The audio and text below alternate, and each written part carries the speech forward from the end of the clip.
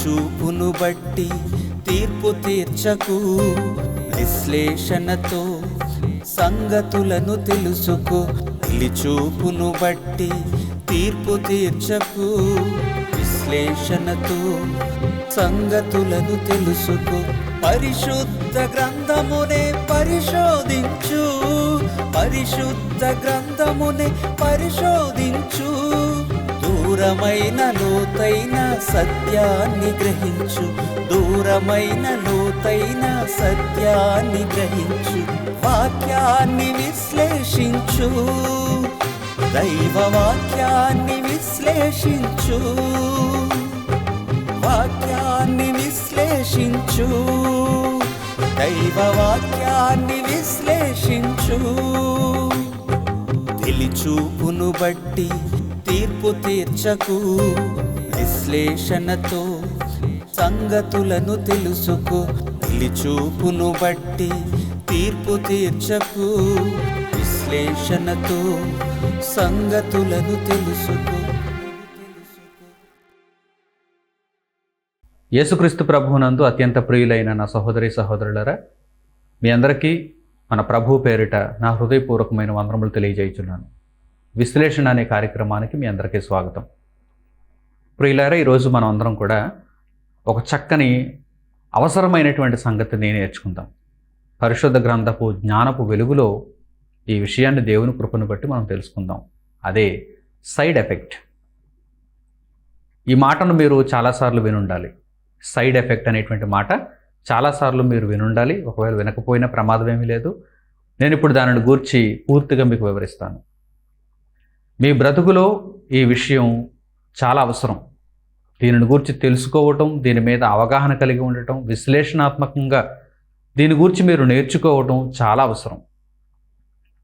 ప్రియులారా, side effect అంటే మనం ఏదైనా ఒక పరికరాన్ని లేక ఒక తిండి పదార్థాన్ని లేక లోకంలో ఇంకా ఏదైనా మన అవసరాలు తీర్చేదానిని మనం చూస్తున్నప్పుడు పైకి అది మనకు మేలు చేస్తున్నట్టుగా కనిపిస్తున్నా అది చేస్తున్నటువంటి కీడు కూడా కొంత ఉంటుంది.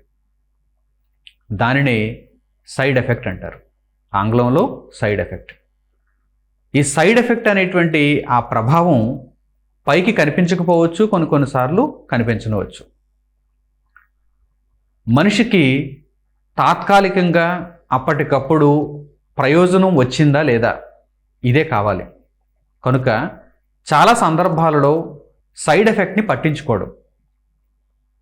మనుషులు సైడ్ ఎఫెక్ట్స్ని పట్టించుకోరు. ఎందుకు అంటే వారికి అప్పటికప్పుడు అవసరం తీరిందా లేదా దీనినే వారు చూసుకుంటారు.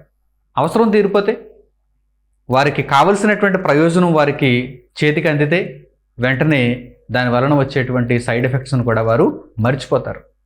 దానిని గురించి వారు పట్టించుకోరు.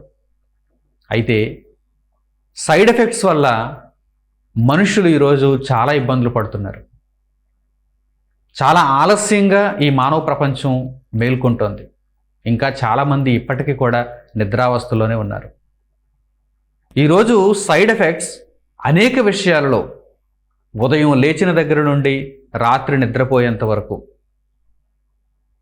మన దైనందిన జీవితంలో అడుగడుగున అనేక విషయాలలో సైడ్ ఎఫెక్ట్స్ని మనం చూస్తున్నాం. సైడ్ ఎఫెక్ట్స్ని మనం చూస్తున్నాం. మనం తీసుకుంటున్నటువంటి ఆహార పదార్థాలు ఉన్నాయి. ఈ ఆహార పదార్థాల వలన మన ఆకలి తీరుతుంది. ప్రత్యక్షంగా మనకు కనిపించేటువంటి ప్రయోజనం అదొక్కటే. కానీ మన ఆకలిని తీర్చడంతో పాటుగా అది కొన్ని రోగాలను కూడా మనలోనికి ఎక్కిస్తుంది. అంటే కొన్ని రోగాలు మనకు రావటానికి అది అవకాశం ఇచ్చేటట్టుగా అందులో కొన్ని విష పదార్థాలు కూడా ఉంటున్నాయి. ఒక ఫలాన్ని మీరు తీసుకోండి, లేకపోతే కూరగాయని మీరు తీసుకోండి, ఆకుకూరను మీరు తీసుకోండి, మాంసకృతులు కలిగినటువంటి పదార్థాలను మీరు తీసుకోండి, దేనినైనా సరే మీ దాహాన్ని తీర్చుకోవడానికి పానీయాలు తీసుకుంటున్నారు. అప్పటికప్పుడు చల్లగా మీ దాహం తీర్చినట్టుగా ఉంటుంది. ఆ శీతల పానీయం చల్లగా మీ దాహాన్ని తీర్చినట్టుగా ఉంటుంది. కానీ అందులో కొన్ని విష పదార్థాలు కూడా ఉంటాయి. విష పదార్థాలు అనగానే వెంటనే చనిపోరు. వాటిని మీరు స్వీకరించిన తర్వాత వెంటనే చనిపోరు. అలా చనిపోతే ప్రపంచం అంతా ఈరోజు శవాలతో నిండిపోతుంది. అయితే స్లో పాయిజన్ చాలా నెమ్మదిగా మీ మీద అది దుష్ప్రభావాన్ని చూపిస్తుంది. అలాగని మరి ఇంకేం తింటాం? ఈరోజు అస్సలు కలుషితం లేనటువంటి ఆహార పదార్థాలు ఏమైనా ఉన్నాయా? అసలు కలుషితం కానటువంటి ద్రవ పదార్థాలు ఏమైనా ఉన్నాయా? ఫలాలు ఏమైనా ఉన్నాయా? ఏమీ లేవు.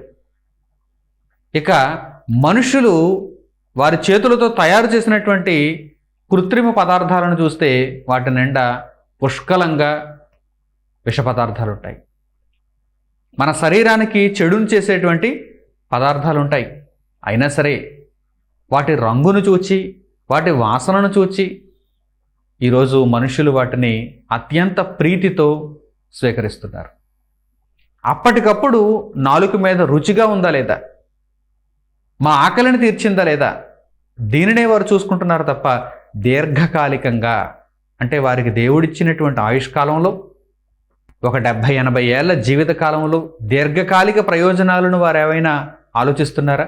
దీర్ఘకాలికంగా ఒకవేళ ఈ పదార్థం వలన నాకేమైనా కీడు జరుగుతుందా, నష్టం వాటిల్లుతుందా అని ఏమైనా మనుషులు ఆలోచన చేస్తున్నారా? ఎందుకు ఆలోచన చేయలేకపోతున్నారు అంటే కారణం ఏంటో తెలుసా? సైడ్ ఎఫెక్ట్స్ గురించి వారికి పట్టింపు లేదు. కేవలం ఆహార పదార్థాలు, కేవలం ద్రవ పదార్థాలు మాత్రమే అనుకోకండి. ఈరోజు మన దైనందిన జీవితంలో మనం వాడుకుంటున్నటువంటి ప్రతి వస్తువు, మన చుట్టూ ఉన్నటువంటి ప్రతి పరికరం, ఇవన్నీ కూడా సైడ్ ఎఫెక్ట్స్తో నిండుకున్నవే.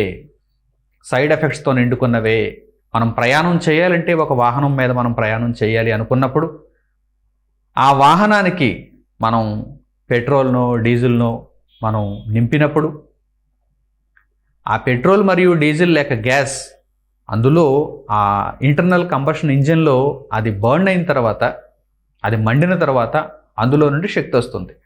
ఆ శక్తిని బట్టి మీ ప్రయాణం కొనసాగుతుంది. కానీ అది బర్న్ అయినప్పుడు, అది ఆ ఇంధనం మండినప్పుడు అది 100% కంబషన్ అవ్వదు.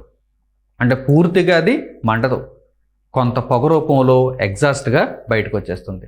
ఆ పొగ వాతావరణానికి హాని చేస్తుంది. వాతావరణానికి హాని చేస్తుంది కదా, నాకేంటిలే అనుకుంటారా? వాతావరణంలోనే కదా మనం ఉంటున్నది. ఆ వాతావరణంలో ఉన్నటువంటి గాలినే కదా మనం పీల్చాల్సింది. ప్రస్తుతం ఢిల్లీ లాంటి మహానగరాలు, ఈ మధ్య విశాఖపట్నం కూడా కాలుష్యపు కోరలలో చిక్కుకుపోయాయి. అక్కడ గాలి యొక్క క్వాలిటీ, గాలి యొక్క నాణ్యత చాలా దిగజారిపోయింది. ఆ గాలిని పీల్చిన తర్వాత అనేక మంది అస్వస్థతకు గురవుతున్నారు. ఆస్తమా లాంటి రోగాలు మనుషులను పట్టి పీడిస్తున్నాయి. ఈరోజు అనేక విషయాలలో సైడ్ ఎఫెక్ట్స్ ఉన్నాయి. సైడ్ ఎఫెక్ట్స్ ఉన్నా కానీ మనం వాటి ద్వారానే మన జీవనాన్ని కొనసాగించుకోవలసినటువంటి పరిస్థితుల్లో ఉన్నాం. ఎందుకంటే వేరే దారి లేదు. మనలను మనమే అలా బంధించేసుకున్నాం. ఈ చక్రవ్యూహంలో మనలను మనమే అలా బంధించేసుకున్నాం. ప్రియులారా, చాలా భయంకరమైనటువంటి పరిస్థితుల మధ్య మనం ఉన్నామని చెప్పటానికి ఎటువంటి సందేహము లేదు. పంట పండిస్తున్నటువంటి రైతు ఆ పంటను పండించటానికి ఎరువులు వాడుతున్నాడు, పురుగుల మందులు వాడుతున్నాడు.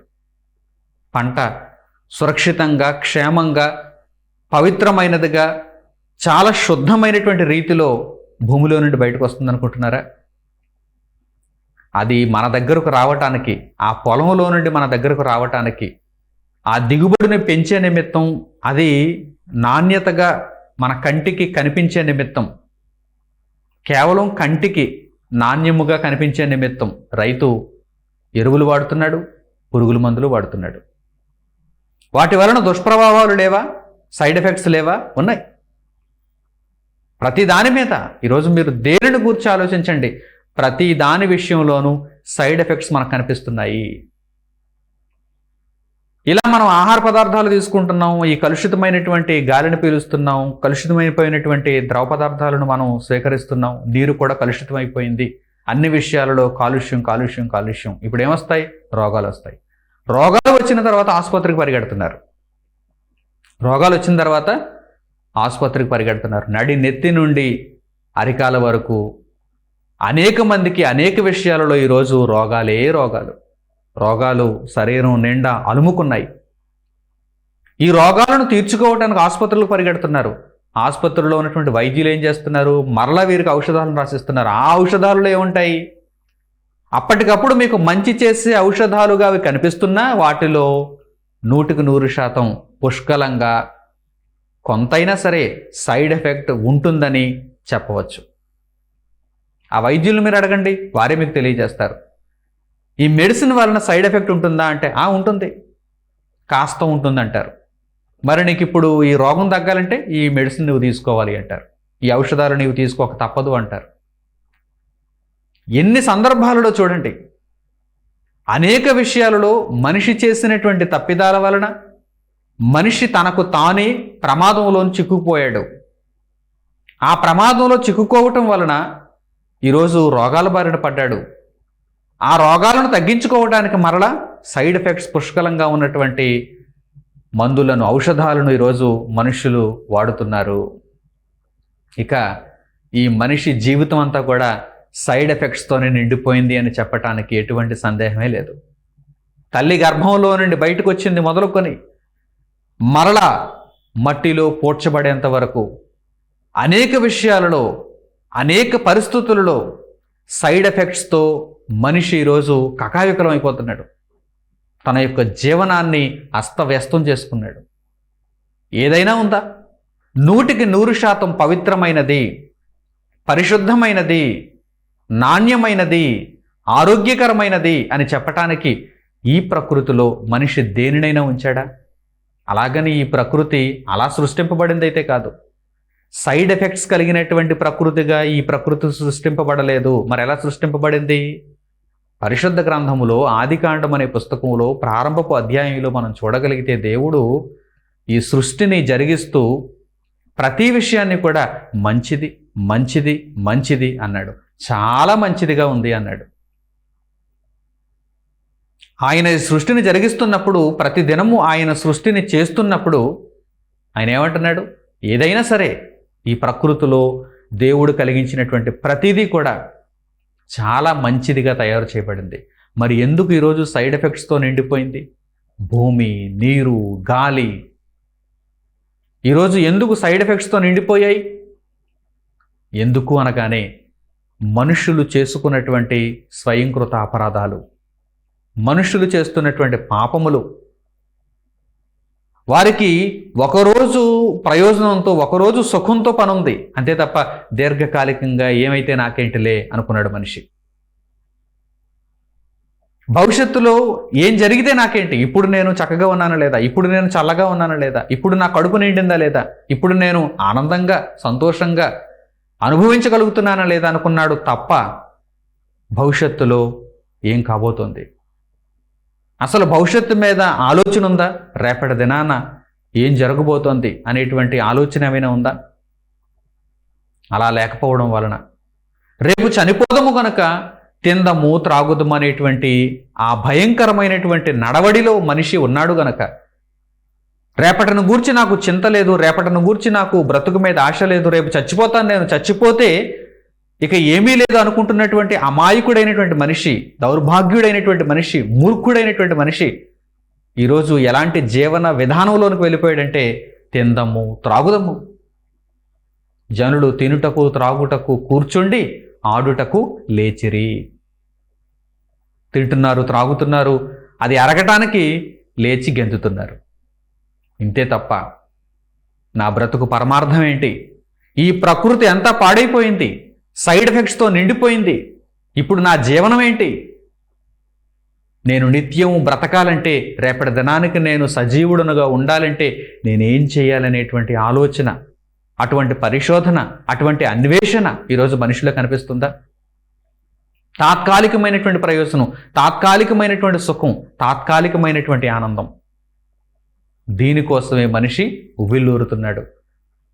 అసలు ఆ తరువాత వచ్చేటువంటి చెడు ప్రభావాలను గూర్చి మనిషి పట్టించుకోకపోవడం వలన ఈరోజు మన చుట్టూ ఇంత చీకటి సామ్రాజ్యం నెలకొంది. మరణ ఛాయతో కూడినటువంటి ఈ సమాజం ఈరోజు ఇలా కనిపిస్తున్నదంటే దానికి కారణం మనిషి యొక్క స్వార్థ ప్రయోజనమే తప్ప మరొకటి కాదు. అలాగని దేవుడు ప్రకృతిని చాలా మంచిదిగా, చాలా స్వచ్ఛమైనదిగా అనుగ్రహించాడు. ఎందుకంటే ఆ ప్రకృతి ఎలా కలిగింది? దేవుని మాట వలన కలిగింది. దేవుని మాట ఎలాంటిది? పవిత్రమైనది. ప్రియులైన నా సహోదరి సహోదరులారా, ఇంత భయంకరమైనటువంటి పరిస్థితుల్లో మనం ఉన్నాం కదా. పొద్దున లేచిన దగ్గర నుండి రాత్రి నిద్రపోయేంత వరకు కన్నులతో ఏది చూచినా, చేతులతో దేనిని తాకినా, ఆహారంగా దేనిని తీసుకోవాలనుకున్నా, మన చుట్టూ ఉన్నదంతా మనకు మేలు చేస్తున్నట్టు కనిపించినా కానీ దానితో పాటు మనకు కీడు కూడా జరుగుతున్నది కనుక సైడ్ ఎఫెక్ట్స్తో నిండిపోయినటువంటి ఈ సమాజంలో నాకు పూర్తిగా పవిత్రమైనది ఏదైనా కనిపిస్తుందా అని మీరు ఆశపడితే, నన్ను బ్రతికించగలిగినది అస్సలు సైడ్ ఎఫెక్ట్స్ లేకుండా నాకు జీవమును పోసేది ఏదైనా కనిపిస్తుందా అని మీరు అడగగలిగితే పరిశుద్ధ గ్రంథంలో దానికి సమాధానం ఉంది. ప్రపంచ మానవులందరికీ ఈ సమాధానం ఎంతో అవసరం. సైడ్ ఎఫెక్ట్స్ లేనటువంటి పదార్థాన్ని ఈరోజు మీరు చూపించండి చూద్దాం. సైడ్ ఎఫెక్ట్స్ లేనటువంటి ఒక పరికరాన్ని మీరు చూపించండి చూద్దాం. ఒక కర్మాగారంలో ఏదైనా ఉత్పత్తి తయారవుతుందంటే ఆ కర్మాగారం నుండి వచ్చేటువంటి పొగ, ఆ కర్మాగారం దేని మీద ఆధారపడుతుంది? శక్తి వనరు మీద ఆధారపడుతుంది. ఆ శక్తి తయారు కావటానికి మరలా ఇంధనాన్ని మండించాల్సిందే. ఎలక్ట్రిక్ వాహనాలు అనుకుంటున్నారా? ఆ ఎలక్ట్రిసిటీ రావటానికి మరలా ఒక కర్మాగారంలో ఆ ఎలక్ట్రిసిటీని ఉత్పత్తి చేయాలి కదా, ఆ కరెంటును ఉత్పత్తి చేయాలి కదా. ప్రియులారా, ఆలోచన చేయండి. ఈరోజు మనిషి సైడ్ ఎఫెక్ట్స్ లేని దానిని దేనిని చూడలేడు. ప్రతి దాని వెనుక సైడ్ ఎఫెక్ట్స్ ఉన్నాయి, దుష్ప్రభావాలు ఉన్నాయి. అది మనకు కనిపిస్తున్నది. ఈరోజు మనకు అది ప్రయోజనకరంగా ఉంది అంటే దాని వెనక కొన్ని దుష్ప్రభావాలు కూడా ఉన్నాయి. అయితే అస్సలు దుష్ప్రభావాలు లేకుండా నాకు కేవలము 100% అందులో ఇసుమంత కూడా మలినం లేకుండా నాకు 100% ప్రయోజనాన్ని చేకూర్చేది ఏదైనా ఈ ప్రకృతిలో నేడు నేను చూడగలనా అని మీరు అడిగితే, దేవుని మాట ఉత్తమమైనది, పరిశుద్ధమైనది, నిష్కలంకమైనది. అందులో ఏమాత్రము మలినము లేదు. దేవుని వాక్యంలో ఈ సమాధానాన్ని మీరు చూడండి. మొట్టమొదట కీర్తనల గ్రంథము 12వ అధ్యాయము 6వ వచనాన్ని మీరు చూడగలిగితే, కీర్తనాకారుడు ఇక్కడ పలికినటువంటి ఈ సందర్భం, ఈ మాట పరిశుద్ధాత్మ ప్రేరణతో వ్రాయబడినటువంటి ఆ మాట ఇప్పుడు మనకు చక్కని జవాబునిస్తుంది. సైడ్ ఎఫెక్ట్స్తో నిండిపోయినటువంటి సమాజంలో, దుష్ప్రభావాలతో నిండిపోయినటువంటి సమాజంలో మనకు పూర్తి ప్రయోజనకరమైనది ఏంటి? 100% మనకు మంచిని మాత్రమే చేసేది ఏంటి? చూడండి, కీర్తనల గ్రంథము 12వ అధ్యాయము 6వ వచనము.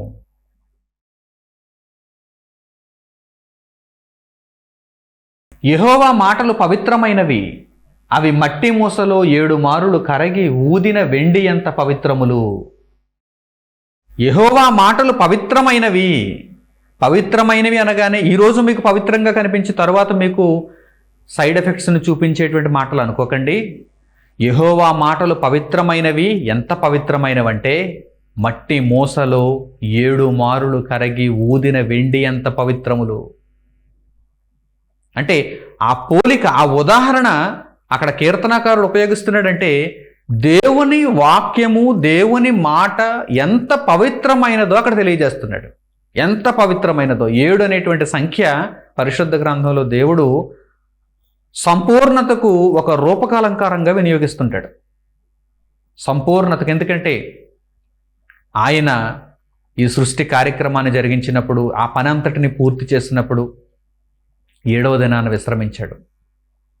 7 అనేటువంటి సంఖ్య సంపూర్ణతకు ఒక గుర్తుగా కనిపిస్తుంది. ఒక మట్టి మూసలో 7 మారులు అంటే ఇక అంతకంటే దానిని పవిత్రముగా, పరిశుద్ధముగా చేయలేం. 100% ప్యూర్. ఒక మట్టి మూసలో 7 మారులు ఊది కరిగించినటువంటి వెండి ఎంత పవిత్రమో అంత పవిత్రమైనటువంటి దేవుని మాట ఈరోజు మీ చెంతన ఉన్నది. ఆ దేవుని మాటను మీరు స్వీకరించగలుగుతున్నారా? అపవిత్రమైన వాటి అన్నింటినీ ఉదయం లేచిన దగ్గర నుండి రాత్రి నిద్రపోయేంత వరకు స్వీకరిస్తూనే ఉన్నారు. నిద్రపోయినప్పుడు కూడా, నిద్రాకాలంలో కూడా గాలిని అయితే పీలుస్తున్నాం మనం. ఆ గాలి కూడా కలుషితమైనదే. అపవిత్రమైన వాటినే ఈరోజు మనం స్వీకరిస్తూ మన బ్రతుకులను పాడు చేసుకుంటున్నాం. మన శరీరం మనకు సహకరించటం లేదంటే కారణం ఏంటి? అపవిత్రమైనవి మన శరీరంలోనికి దిగుమతి అయిపోయినాయి. అయినా సరే ఏదో కష్టపడి ఆ జీవితాన్ని అలా కొనసాగించుకుంటూ ముందుకు నెట్టుకుంటూ వస్తున్నాం. అయితే మనకి ఇప్పుడు మంచి అవకాశం ఉంది. ఆత్మకు సంబంధించి కేవలము మనకు మంచిని మాత్రమే చేసేటువంటి దేవుని మాట ఇప్పుడు మనకు అందుబాటులో ఉన్నప్పుడు ఆ దేవుని మాటను మనం, అంత పవిత్రమైన మాటను స్వీకరించగలుగుతున్నామా లేదా? యెహోవా మాటలు పవిత్రమైనవి. ఏ కాలానికి మీరు వెళ్ళి చూచినా, ప్రారంభ కాలంలోనికి వెళితే ప్రకృతి కూడా పవిత్రమైనదే, ప్రకృతి కూడా నిష్కలంకమైనది. ఎందుకంటే అప్పటికి మనిషి దేనిని పాడు చేయలేదు. కానీ ప్రస్తుత కాలానికి ప్రకృతి మలినమైపోయింది, ప్రకృతి పాడైపోయింది. ప్రారంభ కాలంలో పవిత్రమైనటువంటి దేవుని మాట వలన కలిగినటువంటి పవిత్రమైన ప్రకృతి ఎటువంటి సైడ్ ఎఫెక్ట్స్ లేకుండా, దుష్ప్రభావాలు లేకుండా ఉంది. కానీ ఇప్పుడు మనిషి యొక్క పాపం వలన ప్రకృతి కూడా పాడైపోయింది. కానీ దేవుని మాట పవిత్రమైనది. దేవుని మాట పవిత్రమైనది. దేవుని మాటను పవిత్రమైన దానిగా మీరు స్వీకరించగలుగుతున్నారా లేదా? ఒక్కసారి మీరు ఆలోచించండి. యెహోవా మాటలు పవిత్రమైనవి. ఏ కాలానికి మీరు వెళ్ళి చూచినా ఇది స్థిరమైనటువంటి మాట. యెహోవా మాటలు పవిత్రమైనవి. అవి మట్టి మూసలో ఒక వెండిని మనం శుభ్రం చేయటానికి 7 మారులు కరిగించి ఊది వెండిని మనం శుభ్రం చేస్తే ఎంత పవిత్రంగా ఉంటుందో అంత పవిత్రంగా దేవుని మాటలు ఉంటాయి. అలాగే సామెతల గ్రంథంలో కూడా వ్రాయబడిన మాటలు చూడండి. దేవుని మాటలు ఎంత పవిత్రమైనవో అక్కడ కూడా తెలియజేయబడింది. సామెతల గ్రంథంలో 30వ అధ్యాయము 5-6 వచనాలు. సామెతల గ్రంథము 30వ అధ్యాయము 5-6 వచనాలు.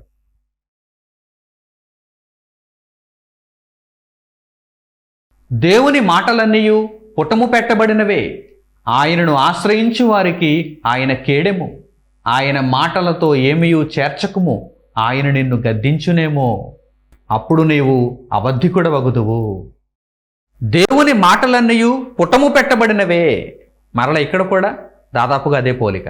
పుటము పెట్టబడినవి అంటే కరిగించి శుభ్రపరిస్తే ఎలా ఉంటాయో, ఒక లోహాన్ని కరిగించి శుభ్రపరిస్తే ఎలా ఉంటుందో, మేలిమి బంగారము అంటారు చూడండి, స్వచ్ఛమైన వెండి అంటారు చూడండి. వాటిని గురించి మాట్లాడేటప్పుడు అంటే అందులో కొంచెం కూడా మలినం లేదని చెప్పుకోవటానికి వారు ఆ మాటలను ప్రయోగిస్తారు. అంతకంటే పవిత్రమైనటువంటి దేవుని వాక్యం.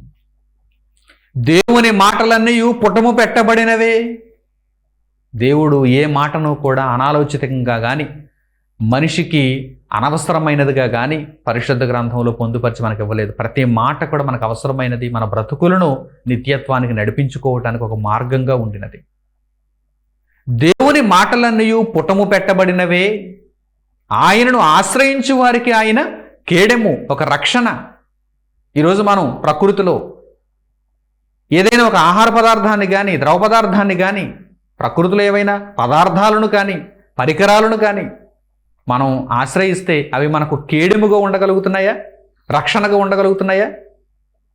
అప్పటికప్పుడు మనకేదో ప్రయోజనాన్ని చేస్తున్నట్టుగా ఉంటున్నాయి, కానీ తర్వాత సైడ్ ఎఫెక్ట్స్, దుష్ప్రభావాలు అంటే అవి మనకు కేడుముగా ఉండలేకపోతున్నాయే. కానీ దేవుని మాట, దేవుని వాక్యము మనకొక కేడెము. ఆయనను ఆశ్రయించు వారికి. అయితే దేవుని మాట అందరి దగ్గరికి వచ్చి అందరికీ ఆశ్రయంగా ఉండటానికి వీలు లేదు. ఎవరైతే ఆశ్రయిస్తారో, ఎవరైతే కోరుకుంటారో, ఎవరైతే ఆ నీడకు వెళతారో, ఎవరైతే దేవుని మాటలను ఒప్పుకొని దేవుని కొరకు బ్రతకాలనుకుంటారో వారికి దేవుని మాట ఒక కేడెము. ఆయనను ఆశ్రయించు వారికి ఆయన కేడెము. అయితే ఆయన మాటలు కూడా కలుషితమైపోయేటువంటి అవకాశం నీ వలన ఉంది అంటున్నాడు దేవుడు. ఓ మనిషి, ప్రకృతినే పాడు చేశావు. నీ చుట్టూ నీకు దేవుడు చక్కగా మంచిదిగా, చాలా మంచిదిగా తయారు చేసి ఇచ్చినటువంటి ప్రకృతినే పాడు చేసుకున్నావు. దేవుని మాటను కూడా నీవు కలుషితం చేయవా? చేస్తావు. కనుక దేవుని మాటలతో ఏమీయూ చేర్చకుము. ఆయన నిన్ను గద్దించునేమో, అప్పుడు నువ్వేమవుతావు? అబద్ధికుడు అవుతావు. ఈరోజు దేవుని మాటలను కూడా కలుషితం చేసేస్తున్నారు చాలామంది. నేను దేవుని మాట ప్రకటిస్తాను, నేను దేవుని మాటను ఈరోజు మీ అందరికీ తెలియజేస్తాను అని చెబుతూ వారు కూడా కలుషితం చేసేస్తున్నారు. నెమ్మదిగా సైడ్ ఎఫెక్ట్స్ ఎలా ఉంటాయి చెప్పండి? మనకు పూర్తిగా పైకి విషయంలా కనిపిస్తుందా? అసలు కనిపించదు. పైకి అంత చక్కగా మనకేదో మేలు చేసేదిగా, ప్రయోజనకరమైనదిగా కనిపిస్తుంది, కానీ కొద్ది కొద్దిగా మనలను వశపరుచుకుంటుంది, మనకు కీడు చేస్తుంది. ఈరోజు ప్రకృతిలో మనం చూస్తున్నటువంటి అనేకమైనటువంటి పదార్థాలు దేవుని మాటలకు తన మాటలను చేర్చి దేవుని మాటలను కూడా మలినపరిచినటువంటి మనుషులు, బోధకులుగా అనేక మంది ఉన్నారు. కనుక ఆయన మాటలతో ఏమీ చేర్చకము, అప్పుడు నీవు అబద్ధికుడు అయిపోతావు. ఆయన నిన్ను గద్దిస్తాడు, నీవు అబద్ధికుడు అయిపోతావు. ప్రియులారా, దేవుని మాట స్వచ్ఛమైనది. స్వచ్ఛమైన దేవుని మాటను మనం స్వీకరించాలి. ఏదో దేవుని మాటలను మనం వింటున్నాం కదా, ఏ మాట అయినా పర్వాలేదు అని నీవు అనాలోచితంగా ఉంటే గనుక ఇదిగో ఈ ప్రకృతిలో ఎలా మోసపోయావో దేవుని విషయంలో కూడా, ఆత్మ విషయంలో కూడా అలాగే మోసపోయేటువంటి ప్రమాదం తప్పకుండా ఉంది. కనుక దేవుడు ముందుగా తెలియజేశాడు, ఈ జాగ్రత్తను రాయించాడు. దేవుని మాటలైతే అన్నీ పుటము పెట్టబడినవే.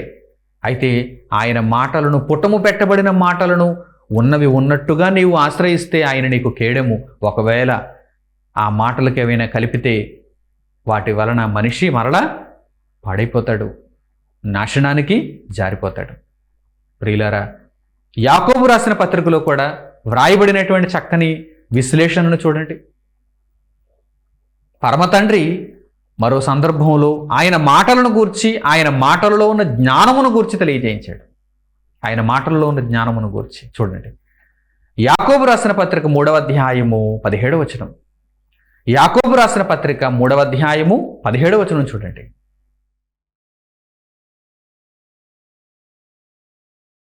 అయితే పైనుండి వచ్చు జ్ఞానము మొట్టమొదట పవిత్రమైనది, తరువాత సమాధానకరమైనది, మృదువైనది, సులభముగా లోబడినది, కనికరముతోనూ మంచి ఫలములతోనూ నిండుకొనినది, పక్షపాతమైనను వేషధారణ అయినను లేనిదియునయ్యున్నది. పైనుండి వచ్చు జ్ఞానము. పరలోకమందు దేవుడున్నాడు, ఆయన మాటలలో జ్ఞానం ఉంది. ఆయన మాటలు పవిత్రమైనవి. ఆయన మాటలలో నుండి వచ్చు జ్ఞానము, పైనుండి వచ్చు జ్ఞానము మొట్టమొదట పవిత్రమైనది అంటున్నాడు దేవుడు. పవిత్రమైనది. అసలు ఫస్ట్ క్వాలిఫికేషన్ ఏంటి? దేవుని మాటలకున్న మొట్టమొదటి అర్హత ఏంటి? పవిత్రమైనది. అంటే అందులో కొంచెం కూడా మలినం లేదు. పైనుండి వచ్చు జ్ఞానము, దేవుని మాటలలో ఉన్న జ్ఞానము మొట్టమొదట పవిత్రమైనది. ఆ తరువాత ఆ మాటలలో ఉన్న లక్షణాలను దేవుడు తెలియజేస్తున్నాడు. నిష్కలంకమైనది, పక్షపాతము లేనిది, సులభముగా లోబడునది, కనికరముతో మంచి ఫలములతో నిండుకొనినది, వేషధారణ లేనిది. అంటే పైకి నేనేదో మంచిని చేసేస్తున్నానని చెప్పి మరలా మనకు కీడు చేసేదైతే కాదు, వేషధారణ కాదు. ఉన్నది ఉన్నట్టుగా, స్వచ్ఛమైనదిగా, నిష్కలంకమైనదిగా, కపటము లేనిదిగా సంగతులను తెలియజెప్పే దేవుని జ్ఞానము ఈరోజు మనుషులు స్వీకరించగలుగుతున్నారా? మనుషులను పాడు చేసేటువంటి ప్రకృతిలో ఉన్నటువంటి ప్రతి దానిని స్వీకరించగలుగుతున్నాడు మనిషి. అలాగే కలుషితమైన జ్ఞానమును కూడా మనిషి స్వీకరించగలుగుతున్నాడు. ఆ పై మాటల్లో మీరు చూస్తారు, దెయ్యముల జ్ఞానాన్ని గూర్చి, ప్రకృతి జ్ఞానాన్ని గూర్చి, భూ సంబంధమైన జ్ఞానాన్ని గూర్చి. దానిలో అంత వేషధారణే, అందులో అంత మత్సరమే, అందులో అంత కుళ్ళే, అందులో అంత కపటమే, అందులో అంత స్వార్థ ప్రయోజనమే. ఈరోజు లోకంలో దేవుని జ్ఞానము కాక ప్రకృతి సంబంధమైన, భూ సంబంధమైన దెయ్యముల జ్ఞానములో ఏముంది? నిన్ను దోచుకునేదే ఉంది. పైకి మాత్రం నీకేదో మంచిని చేస్తున్నట్టుగా నటన చేస్తుంది, కానీ ఆ నటనకు నీవు మోసపోయావా అంతే, నీ సంగతులు అంతే. కానీ దేవుని జ్ఞానం అలా కాదు, నిన్ను బ్రతికింపజేస్తుంది. ఎందుకంటే మొట్టమొదట పవిత్రమైనది కదా, అందులో ఏమాత్రం కళంకం లేదు కదా.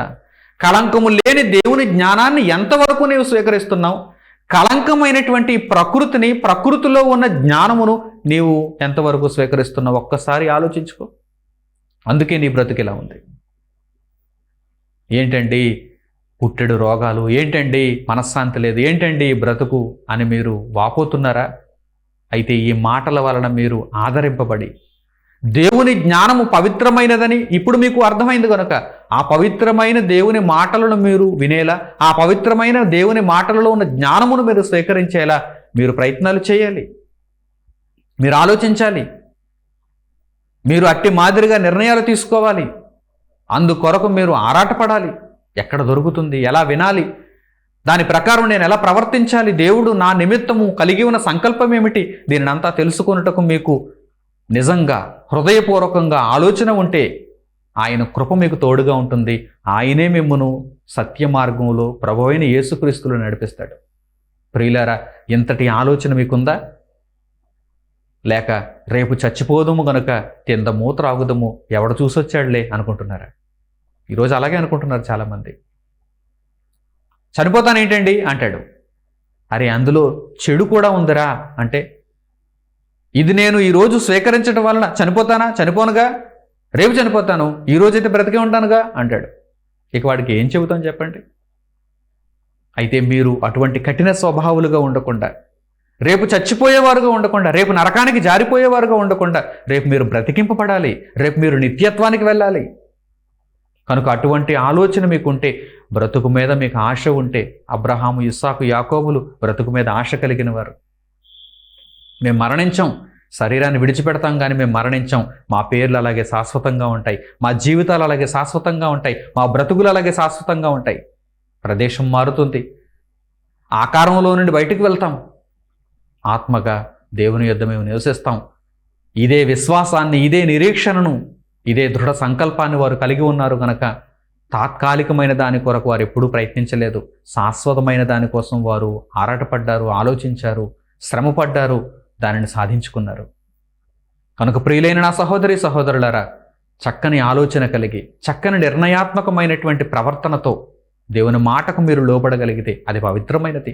దేవుని మాట మనలను మోసం చేసేది కాదు. మోసం చేసే వాటిని ఎన్నిటినో మీరు నమ్మి ఇప్పటికే మీరు అనేక సందర్భాలలో మోసపోయి ఉన్నారు. అనేక సందర్భాల్లో మీరు మోసపోయలేరా? మోసపోయి ఉన్నారు. మోసపోవటానికి మీరు ఇంకా లోకంలో దానిని వెంబడిస్తారా? లేక మిమ్మల్ని పవిత్రపరచటానికి ఎదురు చూస్తున్నటువంటి పరిశుద్ధమైన దేవుని మాట కొరకు ఎదురు చూస్తారా? దేవుని మాటను ఆలింగనం చేసుకుంటారా? దేవుని మాటతో మీరు కలిసి నడుస్తారా? మీరే నిర్ణయం తీసుకోవాలి. అందుకే పౌలు గారు ఫిలిప్పీలకు రాసిన పత్రిక 4వ అధ్యాయము 8వ వచనంలో ఏమంటున్నారు చూడండి, పరిశుద్ధాత్మ ప్రేరణతో.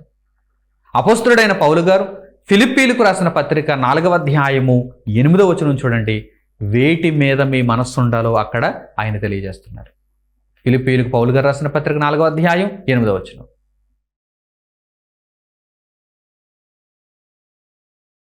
మెట్టుకు సహోదరులారా, ఏ యోగ్యత అయినను మెప్పైనను ఉండిన ఎడల, ఏవి సత్యమైనవో, ఏవి మాన్యమైనవో, ఏవి న్యాయమైనవో, ఏవి పవిత్రమైనవో, ఏవి రమ్యమైనవో, ఏవి ఖ్యాతి గలవో వాటి మీద ధ్యానముంచుకొనుడి. ఏ యోగ్యత అయినను మెప్పైనను ఉండిన ఎడల, మీరు అన్నిటినీ పరీక్షించండి, సమస్తమును పరీక్షించండి, మేలైన దానిని చేపట్టండి. ఎందులో ఉంది మేలు? మేలు చేస్తున్నట్టు నటిస్తున్నా అన్ని కీడు చేస్తున్నాయి. అన్నింటిలోనూ ఉన్నాయి దుష్ప్రభావాలు, అన్నింటిలోనూ ఉన్నాయి సైడ్ ఎఫెక్ట్స్. సైడ్ ఎఫెక్ట్స్ లేనిది దేవుని మాట. కనుక సమస్తమును పరీక్షించండి, మేలైన దానిని చేపట్టండి, చేపట్టిన దానిని విడిచిపెట్టకండి. చేపట్టండి, ఆ తర్వాత నిత్యత్వపు దిశగా ప్రయాణించండి. మెట్టుకు సహోదరులారా, ఏవి ఖ్యాతి కలిగినవి, ఏవి పవిత్రమైనవి, ఏవి రమ్యమైనవి మీరు ఆలోచిస్తున్నారా? పరీక్షిస్తున్నారా? పరిశీలిస్తున్నారా? ఏదైనా మెప్పు ఉందంటే ఎందులో ఉంది? మీరు దేవుని కొరకు బ్రతకడంలో ఉంది కదా. ఏదైనా ఖ్యాతి ఉందంటే, ఏదైనా ఒక గొప్పతనం ఉందంటే, ఏదైనా ఒక మహిమ ఉందంటే ఎందులో ఉంది? దేవుని మార్గంలో కదా, నిత్యత్వంలో కదా. కనుక ఏవి మాన్యమైనవో, ఏవి న్యాయముగా ఉంటాయో వాటిని గురించి మీరు ఆలోచిస్తున్నారా? అనగా దేవుని జ్ఞానము, దేవుని మాట, దేవుని కొరకైన బ్రతుకు, వాటిని గురించి మీరు ఆలోచిస్తున్నారా? లేక ప్రకృతి సంబంధముగా ఈరోజు మీకు మంచి చేస్తున్నట్టు కనిపించినా మిమ్మును కీడు మార్గంలో నడిపించేటువంటి దెయ్యముల జ్ఞానము వెంబడిపోతున్నారా? ప్రియులారా ఆలోచించండి. కనుక ఇకనైనా మార్పు నొంది, ఇకనైనా మీ ప్రవర్తనను మార్చుకొని, ఇకనైనా దేవుని కొరకు బ్రతకాలనే ఆలోచనతో పవిత్రమైనటువంటి దేవుని మాటలు, పవిత్రమైనటువంటి దేవుని జ్ఞానమును మీరు వెంబడించండి. ఆ మాటలను ప్రతి దినము ధ్యానించండి. ఆ మాటల ప్రకారం మీ బ్రతుకులను మలుచుకోండి. శాశ్వతమైన నిత్యత్వపు ఫలాన్ని పొందుతారు. నాతో పాటు మీరందరూ కూడా ఆ మంచి నిర్ణయంలో, ఆ మార్గంలో క్రీస్తు ప్రభు పేరిట నడుచుకోవాలని హృదయపూర్వకంగా కోరుకుంటూ ఈ దేవుని మాటలను ఇంతటితో ముగిస్తున్నాను. తండ్రి అయిన దేవునికి ప్రార్థనలో ఏకీభవించండి. మహాపరిశుద్ధుడును పవిత్రుడునైన మా కన్న తండ్రి, మీరు పలికించిన మాటలు మీ ఆత్మ ప్రేరేపణ చేత తండ్రి వ్రాయబడినటువంటి సంగతులు పూర్తిగా పవిత్రమైనవి. అందులో ఎటువంటి కలంకము లేదు. కలంకము లేని ఇంత మహాజ్ఞానాన్ని మాకు దయచేసినందుకు మీకు కృతజ్ఞతా స్తోత్రములు తండ్రి.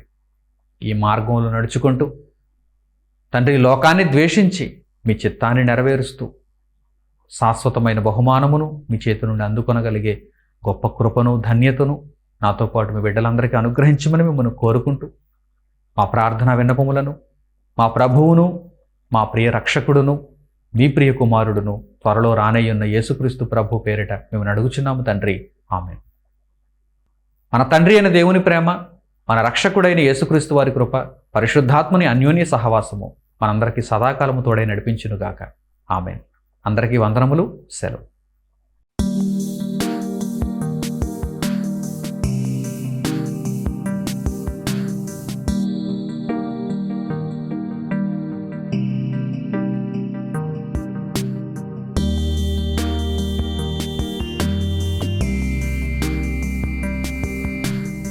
సహోదరులు మణికుమార్ గారు ప్రసంగించిన ఎన్నో ఆత్మ సంబంధమైన సంగతులను ఉచితంగా వీక్షించుటకు మా యూట్యూబ్ ఛానల్స్ను తప్పక దర్శించండి. మా సమాచారమును ఎప్పటికప్పుడు తెలుసుకొని ఆత్మీయ అభివృద్ధి నొందవలనంటే మా యూట్యూబ్ ఛానల్స్ను సబ్స్క్రైబ్ చేసుకోండి. సత్వర నోటిఫికేషన్ కొరకు సబ్స్క్రైబ్స్ బటన్ ప్రక్కన ఉన్న బెల్ సింబల్ను క్లిక్ చేయండి. మరిన్ని వివరాలకు మీరు సంప్రదించవలసిన మా ఫోన్ నంబర్స్ 8978414178 మరియు 8333927666. ధన్యవాదములు.